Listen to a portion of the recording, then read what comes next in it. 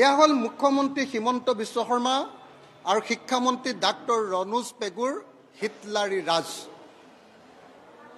আপোনালোকে সকলোৱে জানে যে এই যিবিলাক পলিটেকনিক ইনষ্টিটিউশ্যনৰ যিবিলাক টিচাৰ, তেওঁলোকক খুব ভালকৈ এডভাৰটাইজ দি ইণ্টাৰভিউ লৈ তেওঁলোকৰ পৰীক্ষা পতা হৈছিলে।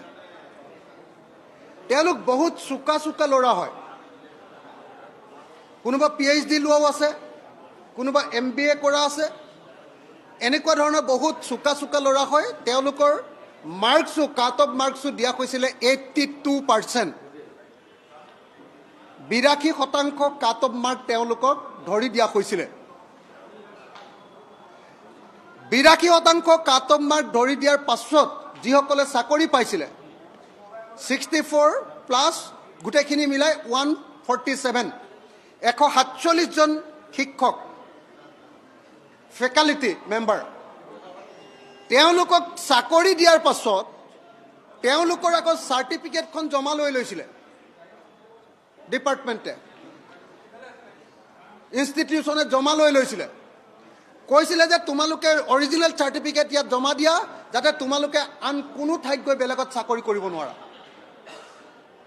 এনেকৈ 8 বছৰ তেওঁলোকক চাকৰি কৰোৱাৰ পাছত যেতিয়া তেওঁলোকৰ চাকৰি এপ্লাই কৰিবৰ কাৰণে বয়স শেষ হ'ল, তেতিয়ালৈকে তেওঁলোকৰ চাকৰিটো নিয়মীয়া কৰি নিদিয়াৰ কাৰণে তেওঁলোকে চৰকাৰক আহ্বান জনাইছিলে, তেওঁলোকে অনুৰোধ জনাইছিলে, তেওঁলোকে দাবী জনাইছিলে যে আমাৰ চাকৰিটো তোমালোকে চৰকাৰ বাহাদুৰে চাকৰিটো ৰেগুলাৰ কৰি দিব লাগে, নিয়মীয়া কৰি দিব লাগে।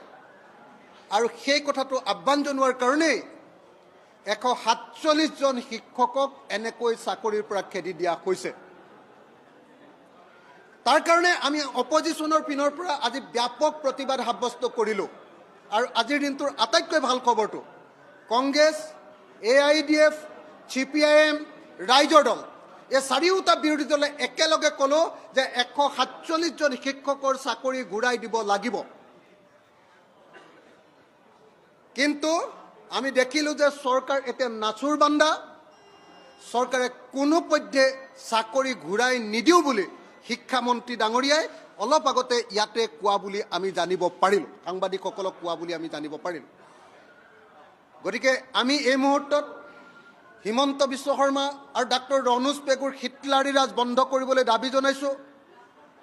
আৰু এই সুশিক্ষিত মেধাৱী আমাৰ শিক্ষাগুৰুসকল, ফেকাল্টি মেম্বাৰ্ছসকলক চাকৰিবিলাক নিয়মীয়া কৰিবৰ কাৰণে, চাকৰি ঘূৰাই দিয়াৰ লগতে চাকৰিবিলাক নিয়মীয়া কৰিবৰ কাৰণে, চাকৰি ৰেগুলাৰাইজ কৰিবৰ কাৰণে দাবী উত্থাপন কৰিলোঁ। যেতিয়ালৈকে এই দাবী মানি নল'ব আমাৰ প্ৰতিবাদ অব্যাহত থাকিব।